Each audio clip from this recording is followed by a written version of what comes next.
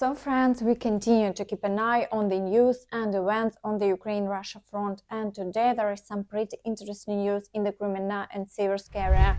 It's been observed that Russia is using munitions from North Korea. North Korea 122mm rocket, there are 122, have recently been provided to Russian crews operating the BM-21 Grad rocket launchers, and based on the images, nearly all marking on the rockets were sanitized. And this once again confirmed that Russia has been struggling on its own for a while now. And just like Ukraine, they are receiving assistance from allies. And returning to the North Korea topic, as reported by Reuters, North Korean leader Kim Jong-un has replaced a top general in the country's army and called for greater preparation for a possible war, an increase in weapon production, and an expansion of military exercises, according to the state media KCNA on Thursday. Kim Jong-un made these comments during a meeting of the Central Military Commission, where plans for countermeasures against North Korea's unspecified enemies were discussed, as stated in the report. But before we delve into the situation on the front line, I'd like to ask to hit the like button, subscribe to the channel, and click the bell icon to stay updated on all the latest news. And today, unfortunately, we're seeing that in some areas of the Donetsk and Lugansk fronts, the occupiers have increased the number of shelling incidents, but this doesn't deter our fighters. And in the vicinity of Bakhmut, an advance is underway beyond Klishchiivka. The progress has been approximately 1 kilometer, and the Ukrainian forces are striving to push the occupiers back further, aiming to securely establish themselves in the settlement and continue the advance. Similar intense battles are raging for the settlement of Andriivka. The occupiers are not retreating and are attempting to fight for every matter.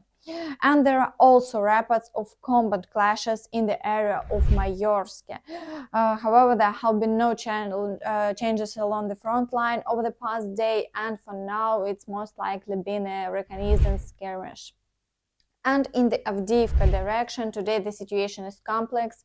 The occupiers have intensified their shelling and offensive actions. They aim to expand the controlled territory around Avdiivka, making it harder to hold the city and hoping to force the Ukrainian forces to retreat. Hence, attacks are underway in the Keramik area, battles are raging in the vicinity of the settlement of Severne, and the occupiers continue their attempts to breach Avdiivka. However, over the past day, the front line remains unchanged, and despite the challenges, maintaining defense is quite difficult. The occupiers are exerting significant pressure, so the situation in this direction is very tense today.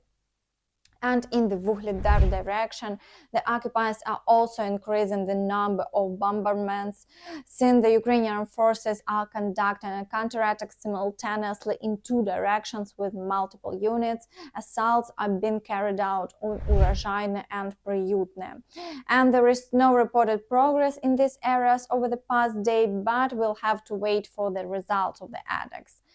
On the other hand, the occupiers continue their offensive actions towards Staromayorsk to return to former positions and shell in the village. However, they are having limited success, to say the least, and the front line remains unchanged. And in the Zaporizhia direction, the Ukrainian forces are pushing further ahead. Yesterday, it was officially announced that battles are taking place in the area of Verbove. A significant portion of the settlement is now under the control of the Ukrainian armed forces, and efforts are underway to drive out the occupiers from their positions.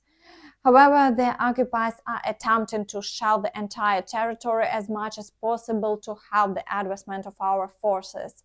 And it's reported that strikes are targeting Nikopol, Marganets, Zaporizhia, and all the towns and villages near the front. And in Zaporizhia, a residential area was hit, resulting in 2 deaths and several injuries. Overall, this is all that the Russians can do, but the Ukrainian forces continue to move forward, and we await the result of the attacks. And in the Kherson direction, The Ukrainian armed forces are eliminating occupiers on the left bank to continue their progress. And yesterday there was a report about a destroyed command post in Nova Kakhovka, but there have been no new movements along the front line for now. And as for the Kazachyi Lageri, it seems they have been cleared out in this settlement, and the Ukrainian armed forces have returned to their former positions. After a successful operation to eliminate the enemy, a portion of the occupiers has been taken as prisoners. And this information is confirmed by Russian military correspondents themselves.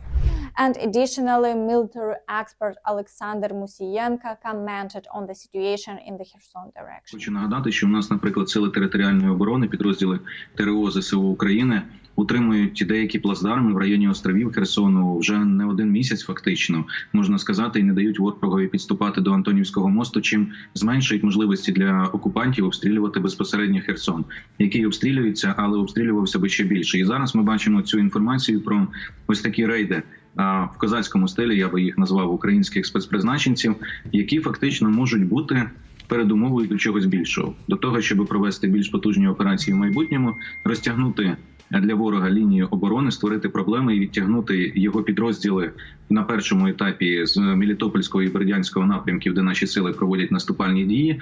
Ну і плюс це більш амбітні цілі, які дуже важливі. Зрозуміло, що Нова Каховка і далі перерізання і відрізання фактично від армянської перекопу російського угруповання військ – це є амбітна ціль, я думаю, це зрозуміло, виходячи з того, що якщо ми можемо говорити про Чонгар, і там є можливості перешкоджати логістиці, хоча і не в повному обсязі, бо Росія використовує понтонні переправи, але бодай не давати їм залізницею переправляти. То тут вони зберігають на сьогоднішній день через Армянськ, вони везуть свої вантажі, нехай не в тих об'ємах, тому що там навантажена траса, але везуть.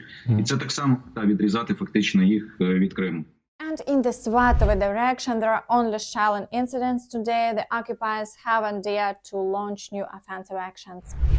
However, in the Kupiansk area, attacks are still ongoing. The occupiers are advancing towards Sinkivka and shelling Kupiansk and other settlements. And according to the Kharkiv Regional State Administration, the Russians dropped an aerial bomb on Kupiansk and shelled Kindrashivka. Around midnight, due to the shelling of Kindrashivka village in Kupiansk district, a 41-year-old civilian man and a 39-year-old woman sustained injuries. And furthermore, at midnight, the enemy targeted Kupiansk city with a guided FAB 250 aerial bomb. The city council building was damaged. At 7:30 a.m., the enemy shelled Kupiansk again, causing damage to a building. There is no information available regarding casualties. And the city's military administration has also declared mandatory evacuation in the Kupiansk district. This decision is due to the continuous shelling from Russia and the increasing level of threat in the region. Despite the challenging situation, the Ukrainian forces are maintaining their defense, the occupiers are experiencing further losses, and the front line remains unchanged as before.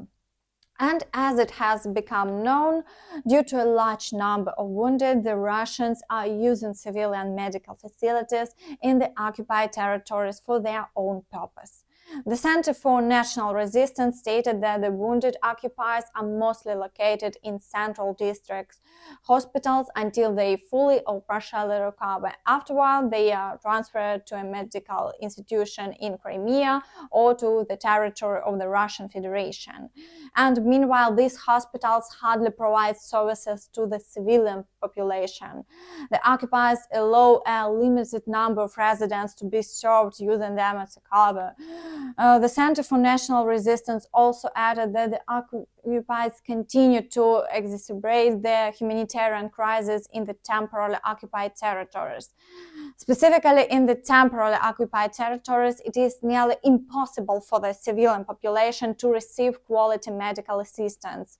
For instance, in the temporarily occupied territories of Lugansk, professional medical assistance is only accessible in Lugansk city and exclusively to those with Russian passports. This is further evidence that the Russians have completely failed in the process of forced passportization in the occupied territories due to the resistance of the local population.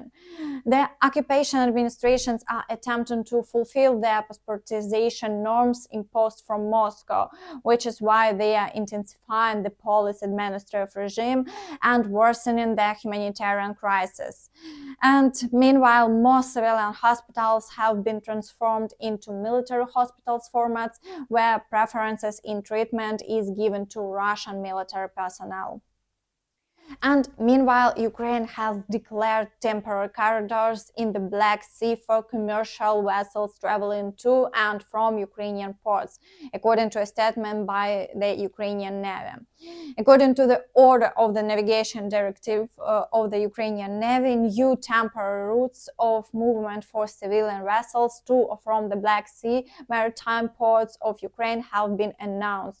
And it is reported that throughout all routes there is a military threat and mine danger from the Russian Federation, the statement reads. And previously, Ukraine proposed these routes in an appeal to the International Maritime Organization. And the International Maritime Organization Council recognized Ukraine's right to free commercial navigation guaranteed by international maritime law. And additionally, the International Maritime Organization called on Russia to adhere to international conventions and see threats to commercial navigations in the Black Sea. These routes will primarily be used to enable the departure of civilian vessels that have been in Ukrainian ports, including Chernomorsk, Odessa, and we've then seen the beginning of Russia's full-scale invasion on February 24, the Ukrainian Navy added. And that's all for now. Thank you for watching, and don't forget to support the video with a like and comment. See you next time. Bye bye.